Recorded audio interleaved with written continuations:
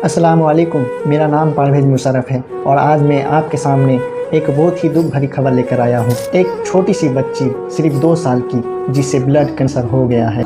দক্ষিণ হাজারবিঘা গ্রামের এই গরিব কৃষক কখনো ভাবেননি একদিন তার জীবনে একেবারে থমকে যাবে। তার 2 বছরের মেয়ে আকসা পারভিন ফুটফুটে প্রাণবন্ত চঞ্চল এক শিশু। তার হাসিতে যেন পুরো ঘর আলোয় ভরে উঠত। অথচ সেই শিশুই হঠাৎ অসুস্থ হয়ে পড়ে। প্রথমে সাধারণ জ্বর ভেবেই এড়িয়ে গিয়েছিলেন, কিন্তু দিনে দিনে শরীর দুর্বল হতে লাগলো। খেতে পারছিল না, খেলতো না, কেবল চুপচাপ শুয়ে থাকতো মায়ের কোলে। একদিন মেয়ের শরীর হঠাৎ ঠান্ডা হয়ে যায়। বশিরুল আর সময় নষ্ট করেননি, তাকে নিয়ে যায় হাসপাতালে। ডাক্তাররা বলেন বাঁচতে হলে দীর্ঘমেয়াদী চিকিৎসা করতে হবে, কেমোথেরাপি, রক্তবদল, ওষুধ, হাসপাতালে ভর্তি, সব মিলিয়ে কয়েক লক্ষ টাকা দরকার। কিন্তু বশিরুলের কাছে কি আছে? সেই জমি জমা নেই, গয়না নেই, কোনো সঞ্চয়। আছে শুধু পরিশ্রমী দুটি হাত আর এক বুক ভালোবাসা। बच्ची का पापा एक मजदूर है, ना उनके पास अपना ज़मीन है, न इतनी आमदनी कि अपने बच्ची का इलाज करा सके।